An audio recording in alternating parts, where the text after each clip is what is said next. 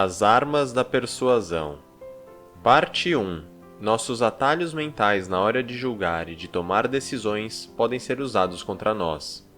Às vezes, o comportamento dos animais pode parecer ridiculamente simples. Por exemplo, considere a mãe peru, que normalmente se preocupa muito com seus filhotes, mas os abandona, ou até mesmo os ataca se eles não piarem corretamente. Por outro lado, cientistas criaram uma réplica do inimigo do peru, uma doninha, que imitava os sons emitidos pelo filhote. Por acionar o mesmo sinal na cabeça da mãe peru, a doninha de mentira recebia os mesmos cuidados que os verdadeiros filhotes. O som é apenas um gatilho, um atalho que permite ao peru identificar rapidamente, e em muitos casos, de maneira confiável, os seus filhotes. No caso da réplica da doninha, o atalho da mãe peru parece um tanto bobo, mas nós também nos comportamos de maneira semelhante. Nós simplesmente precisamos disso, porque o mundo é um lugar complexo, onde é impossível que ponderemos os detalhes de cada decisão que tomamos. Por este motivo, nós usamos atalhos rápidos, e que na maioria das vezes, funcionam muito bem. Assim como os cientistas podem enganar um peru a cuidar de uma doninha falsa, os chamados profissionais da persuasão, como consultores, vendedores e artistas, podem nos enganar usando nossos atalhos contra nossos próprios interesses. Eles geralmente o fazem para consentirmos com as suas demandas, como, por exemplo, comprar um determinado produto. Um dos atalhos mais utilizados é o que diz que o que é caro é bom. As pessoas em geral assumem que itens caros são de mais alta qualidade do que os baratos. Muitas vezes esse atalho está correto, mas um vendedor vigarista pode usá-los contra nós. Por exemplo, lojas de souvenirs normalmente vendem joias com baixa demanda, aumentando os preços, ao invés de diminuí-los. Por ser muito difícil lidar com as complexidades da vida, nós seguimos esses atalhos. Por isso, precisamos identificar e nos defender contra manipuladores que tentam nos enganar para usarmos esses atalhos de maneira errada, antes que pareçamos tão tolos quanto a mãe peru. Parte 2. Os seres humanos têm uma necessidade muito forte de retribuir favores. A regra da reciprocidade alega que temos o dever de pagar aos outros na mesma moeda por aquilo que eles tenham feito ou dado para nós.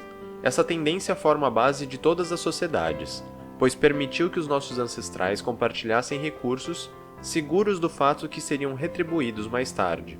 Se alguém nos faz um favor e nós não retribuímos, sentimos um forte peso psicológico. Isso se deve, parcialmente, porque como sociedade, nós desprezamos aqueles que não retribuem favores. Nós os rotulamos como ingratos e tememos ser classificados da mesma forma.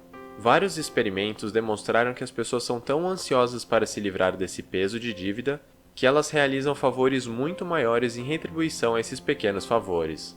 Por exemplo, em um experimento, quando o pesquisador Joe comprou uma Coca-Cola para alguns voluntários de um estudo, como um favor pelo qual não era necessário retribuir, e depois pediu para que eles comprassem bilhetes de uma rifa. Em média, esses voluntários retribuíram comprando bilhetes que valiam 50 centavos. A quantidade de rifas compradas quando Joe deu uma Coca-Cola primeiro foi o dobro da quantidade de rifas compradas quando não houve o pequeno presente do pesquisador. Obviamente, existe uma possibilidade de abuso por aqui, porque na situação da pesquisa, todas as escolhas livres eram de Joe. Ele não apenas forçou uma dívida aos indivíduos comprando a eles um refrigerante, mas também escolheu seus métodos de reciprocidade. Outro exemplo disso foi a organização Krishna, que utilizou essa tática com ótimos efeitos quando eles presenteavam com flores os pedestres na rua. Mesmo que, em geral, as pessoas se sentissem aborrecidas pela abordagem, muitas vezes elas faziam doações após receberem as flores como presentes. Para lutar contra as tentações de levar vantagem da lei da reciprocidade, você não pode simplesmente recusar todos os favores, pois logo você seria mal visto pela sociedade. Ao invés disso, identifique de fato quais são as ofertas, se elas são favores genuínos ou se são táticas abusivas de manipulação, e então apenas retribua da forma apropriada. Parte 3. A técnica da rejeição seguida de recuo é desonesta, porque provoca a regra da reciprocidade e o princípio do contraste. Assim como desejamos retribuir favores, nós também sentimos obrigados a igualar as concessões nas negociações.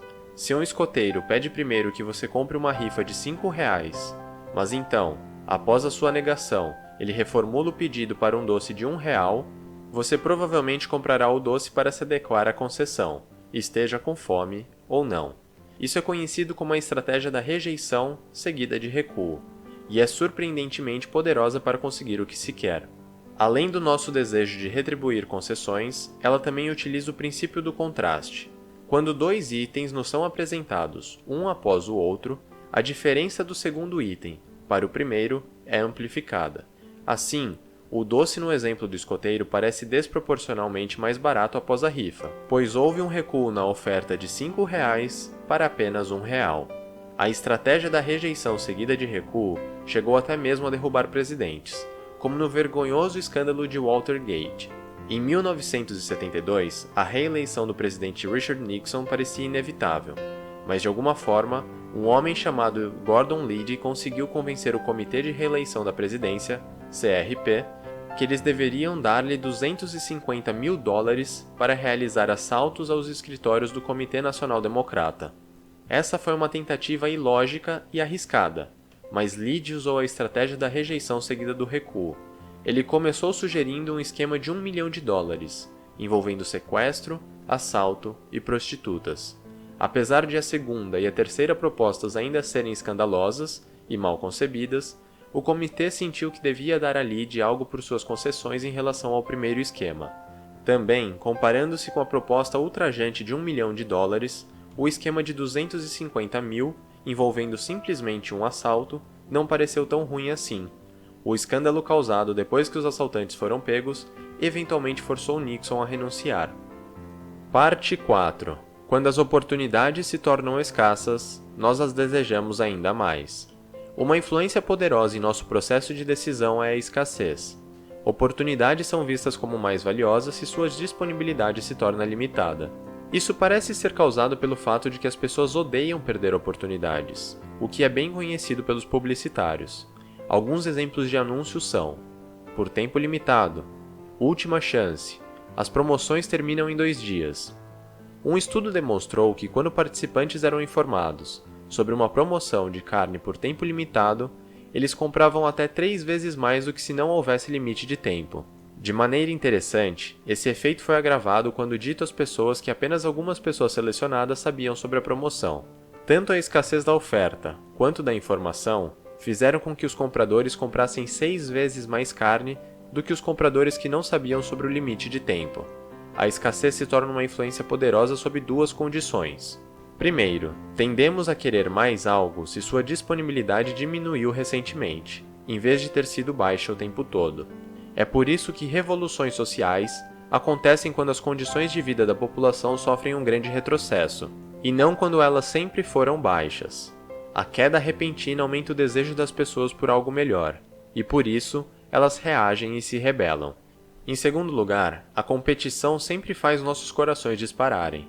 Seja em leilões, relacionamentos ou negócios, o pensamento de perder algo para um rival geralmente nos transforma em pessoas super zelosas. É por isso que, por exemplo, agentes imobiliários geralmente mencionam aos compradores que muitos outros compradores estão interessados em uma determinada casa. Seja verdade ou não, isso aumenta o interesse do comprador, pois ele não quer correr o risco de perder o negócio.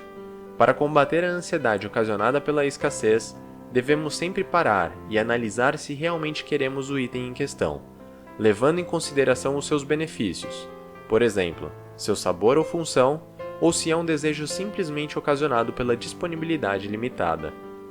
Parte 5. Informações e itens proibidos são vistos como mais desejados.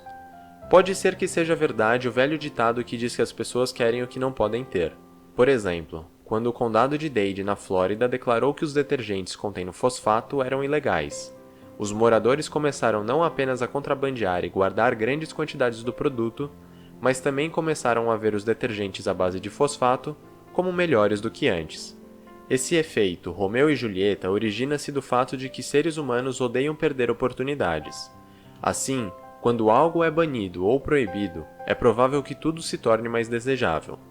Os pais geralmente observam esse fenômeno rebelde em seus filhos. Qualquer brinquedo se tornará muito mais atraente se a criança for proibida de brincar com ele. Isso coloca problemas interessantes no mundo adulto também. muitas vezes em relação à censura, porque a informação proibida também é considerada mais valiosa que a informação livremente disponível. Um estudo demonstrou que quando universitários foram informados que um discurso que se opunha aos dormitórios mistos seria proibido, eles se tornaram mais favoráveis ao argumento do discurso sem ter nem mesmo ouvido uma palavra. Da mesma forma, uma pesquisa de tribunal indica que júris também podem ser afetados pela informação censurada.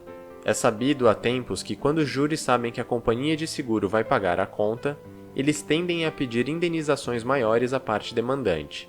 Porém, o curioso é que eles pedem indenizações ainda maiores se for expressamente dito pelo juiz para ignorarem o fato de que o réu tem seguro. A informação proibida parece ser mais relevante para eles, e os fazem reagir de forma exagerada, assim como um brinquedo proibido parece imensamente mais desejável por qualquer criança. Parte 6. Nós somos obcecados em sermos e parecermos coerentes com nossas palavras e ações.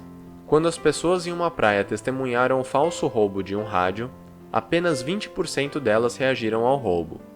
Mas se o dono do rádio pedisse às pessoas antes algo como: "Por favor, você poderia olhar as minhas coisas?", 95% das pessoas se tornaram vigilantes, perseguindo o ladrão e agarrando o rádio de volta com força. Seus desejos de serem coerentes com o que eles disseram chegou a superar sua preocupação com sua própria segurança. Mas o que determina a coerência? A resposta é simples: compromisso. Uma pesquisa mostra que uma vez que tenhamos nos comprometido com algo, seja com palavras ou com ações, queremos ser consistentes com isso. E o compromisso público é o fator mais poderoso de todos. Um jurado em um tribunal de justiça, por exemplo, é pouco provável que mude sua opinião, uma vez que tenha se expressado abertamente. Chegamos inclusive a modificar nossa autoimagem para sermos coerentes com nossas ações passadas. Por exemplo, interrogadores chineses colocaram prisioneiros americanos para colaborar depois da Guerra da Coreia, pedindo a eles que fizessem pequenas concessões, como escrever e assinar informações inócuas como "A América não é perfeita". Quando essas afirmações foram lidas pelo campo de prisão, entre outros americanos, o prisioneiro era geralmente taxado como colaborador ou enganador por seus compatriotas. Surpreendentemente, o prisioneiro começava então a se ver também como um colaborador, consequentemente, tornando-se mais prestativo aos chineses. Ele efetivamente ajustava sua autoimagem para ser coerente com o que ele havia feito. Ter o compromisso por escrito também era um elemento importante nesse processo. Existe um compromisso muito poderoso nas palavras escritas por alguém. Essa técnica é largamente conhecida como pé na porta. Ela tem a vantagem de que, mesmo pequenos compromissos, afetem a nossa autoimagem. A técnica é muito popular entre os vendedores que conseguem grandes compras, ao fazerem que os compradores assumam pequenos compromissos que mudem a sua autoimagem, e, em seguida, oferecem uma grande oferta, aumentando drasticamente as suas chances de sucesso. Parte 7. Fazer uma escolha e ter que lutar por algo gera uma mudança na mentalidade da pessoa. De tribos na África às universidades da América, quando um novo membro é introduzido no grupo, rituais de iniciação tendem a envolver dor e experiências desagradáveis, podendo chegar até mesmo a casos de morte. Por outro lado, tentativas para reduzir as brutalidades nessas práticas sempre encontram muita resistência. Mas, por quê? Simplesmente, os grupos sabem que se as pessoas passarem por muitos obstáculos para conseguirem algo, elas tenderão a valorizar mais aquilo uma vez que tenham alcançado. O esforço necessário faz com que os membros sejam mais compromissados com o grupo e com a conquista. Porém, os grupos, como as fraternidades universitárias, apresentam resistência aos esforços de transformar seus rituais, os famosos trotes, em alguma forma de serviço comunitário, como trocar os lençóis das camas nos hospitais. Isso porque eles querem que os membros façam a escolha interna por terem participado da cerimônia e que não encontrem desculpas como isso foi feito pelo bem da comunidade, que os permitiria usar uma justificativa externa para seu comportamento. Uma pesquisa demonstrou que tais escolhas internas são mais prováveis de produzirem mudanças internas duradouras se comparado com as escolhas feitas devido às pressões externas.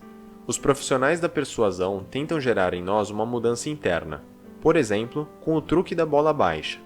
Um negociador de carros pode fazer uma oferta tão surpreendentemente barata em um carro que imediatamente decidamos comprá-lo. O negociador sabe bem que, durante o test drive, iremos construir diversas outras razões para comprar o carro, além da questão do preço, como, por exemplo, conforto, a cor do carro, a direção macia, etc. No último minuto, a oferta inicial é retirada, devido a um erro nos cálculos, e um novo preço mais caro é apresentado. Independentemente da nova oferta não parecer mais tão boa, nós acabamos comprando o carro por causa da mudança interna que geramos em nossas mentes. São aquelas razões que surgiram durante o test drive e que fizemos questão de comentar com o comprador enquanto apenas experimentávamos o carro. Parte 8. Quando existe incerteza, temos a tendência de buscar a aprovação social. O princípio da aprovação social afirma que, frequentemente, decidimos o que fazer com base no que os outros estão fazendo. Essa tendência é utilizada para nos manipular. Por exemplo, quando os programas de televisão usam risadas artificiais para que as piadas pareçam mais engraçadas, ou quando igrejas colocam algumas doações na cesta de donativos antes mesmo de pedir doações, para fazer parecer que todos estão contribuindo e para aumentar as nossas chances de doar também. A comprovação social é ainda mais forte quando existe a incerteza. Infelizmente, um exemplo disso é o caso de uma jovem mulher, Genovese, que foi esfaqueada até a morte nas ruas de Nova York, em 1964. O aspecto verdadeiramente chocante foi que o ataque durou mais de meia hora, e cerca de 38 pessoas presenciaram o caso de seus apartamentos, mas ninguém interveio ou ao menos se importou em ligar para a polícia. Essa chamada inação espectadora ocorreu principalmente por dois fatores. Primeiro, quando muitas pessoas estão envolvidas, diminui-se a responsabilidade pessoal sentida por cada participante. Segundo, um ambiente urbano contém muita incerteza e coisas desconhecidas. Quando as pessoas não têm certeza, elas olham para ver o que os outros estão fazendo. Neste caso, as pessoas estavam discretamente olhando por suas janelas, o que parecia indicar aos outros que a falta de ação era a melhor saída para a situação. Considerando esses fatos, se você precisar ser atendido em um caso de emergência em uma multidão, você deve escolher apenas um indivíduo do grupo e direcionar seu pedido diretamente e de forma clara para ele. Assim, a pessoa não precisará procurar por orientação de outros e quase certamente lhe ajudará. Parte 9. Observar pessoas que se parecem conosco pode influenciar nossas escolhas. Geralmente imitamos os outros em nossas escolhas, e essa tendência é ainda mais forte quando a pessoa observada se parece conosco. Por exemplo, pense no quanto os adolescentes são suscetíveis às opiniões e escolhas de seus amigos. Por este motivo, profissionais de marketing utilizam propagandas com entrevistas, muitas delas falsas, com pessoas normais na rua, que aprovam e dão a sua opinião sobre um determinado produto. Tendemos a pensar que essas pessoas são parecidas conosco, e então a sua aprovação é um indicador forte de que o produto é, de fato, bom. Nossa tendência a copiar os outros também produz uma estatística sombria. Depois que um caso de suicídio é publicado na mídia, o número de pessoas que morrem em acidentes de avião e de carro aumentam drasticamente na semana seguinte, um fenômeno um tanto quanto perturbador. Parece que depois de lerem sobre um suicídio no jornal, algumas pessoas resolvem tirar a sua própria vida ao imitar a vítima. Por diversas razões, alguns decidem que suas mortes pareçam acidentais, outros decidirão fazê-la enquanto dirigem, ou de maneira mais assustadora, enquanto voam, gerando um aumento no número de colisões. Tristemente, essas não são pessoas que teriam se suicidado. Uma pesquisa demonstrou que toda vez que uma história de suicídio é publicada no jornal, o caso leva, em média, mais 58 pessoas à morte, o que não teria acontecido caso o suicídio não tivesse sido publicado. Isso é conhecido como efeito Weller, nome inspirado no livro do século XVIII que espalhou uma onda de suicídios ao longo da Europa, aparentemente causados como simples imitações do protagonista do livro. Em média, esse efeito parece ser ainda mais forte para pessoas parecidas com as pessoas do suicídio. Quando pessoas jovens leem sobre outro jovem que se suicidou, elas começam a jogar seus carros das pontes ou colidem com postes, enquanto as pessoas mais velhas reagem às notícias de suicídio de outros adultos. Parte 10. Temos a tendência de concordar com as pessoas que gostamos, e algumas pessoas conseguem que gostemos delas facilmente. Em geral, nós concordamos mais com as pessoas que gostamos, e os profissionais da persuasão sabem quais fatores nos fazem gostar de uma pessoa. Um desses fatores é a atração física. Ela produz o chamado efeito auréola. o que significa que temos a tendência de ver as pessoas atraentes como mais espertas, generosas e honestas. Aliás, um estudo mostrou que temos a tendência de votar em candidatos mais atraentes em eleições políticas, o que é de fato incorreto. Também gostamos de sermos bajulados e tendemos a gostar de pessoas que se pareçam conosco de alguma forma. É por isso que vendedores frequentemente nos elogiam e buscam alguma conexão conosco ou com o nosso passado. Muito bonita sua camisa. Azul também é minha cor favorita. Minha família é da mesma cidade que a sua. Um fator especialmente poderoso em gostar de alguém é cooperar com algum objetivo compartilhado, algo como estar no mesmo time. O método de interrogação do policial bom e do policial mau funciona muito bem por esse mesmo motivo. Após um suspeito ser fortemente criticado e abusado verbalmente por um policial mau, o policial bom, generoso e compreensivo defende o suspeito, dizendo que irá aliviar a sua pena e que irá fazer de tudo para que ele não sofra as piores consequências, tendo-o como um amigo e confidente. E então, o que acaba conseguindo é que, geralmente, o suspeito acaba confessando o crime. Por fim, as coisas que associamos às pessoas são muito importantes para determinar o quanto gostamos delas. Homens da previsão do tempo, por exemplo, sofreram ameaças de morte por preverem que haveria tempo ruim nos próximos dias, simplesmente porque eles foram associados ao mau tempo. Por outro lado, se ouvirmos algo enquanto comemos uma refeição saborosa, temos a tendência de associar a questão com as sensações positivas obtidas pela comida. Para nos protegermos contra a manipulação do fator de afeição, devemos nos questionar se gostamos de uma pessoa ou de algo fortemente de maneira normal em um curto espaço de tempo. Se for o caso, isso pode ter sido dado por causa de alguma forma de manipulação. Parte 11. As pessoas são facilmente seduzidas pela autoridade, mas podem ser enganadas pelos símbolos errados de autoridade.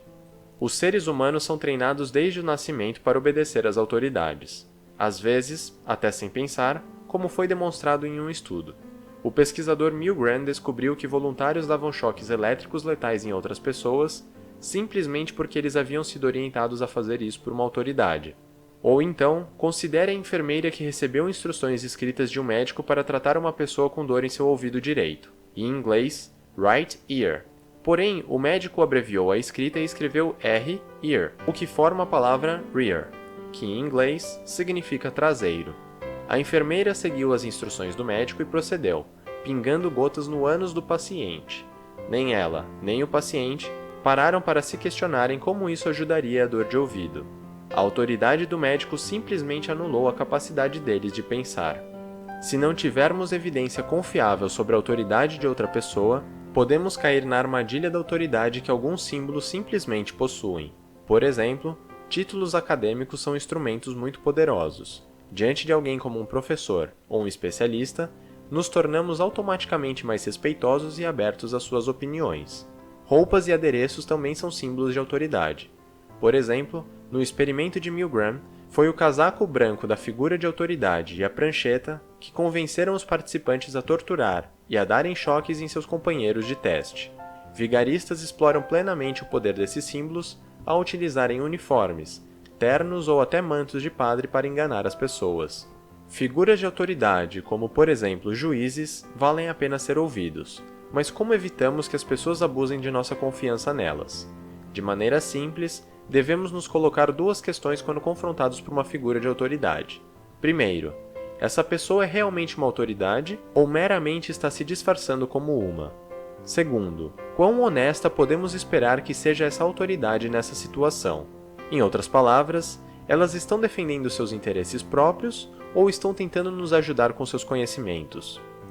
Resumo final. Nós, seres humanos, temos a tendência de usarmos atalhos previsíveis para lidar com certas situações de tomada de decisão, e por esse motivo, pessoas como anunciantes e vendedores vigaristas tomam vantagem dessas respostas pré-programadas. Considerando que não podemos parar de usar esses atalhos, nós devemos nos defender contra os manipuladores que abusam deles.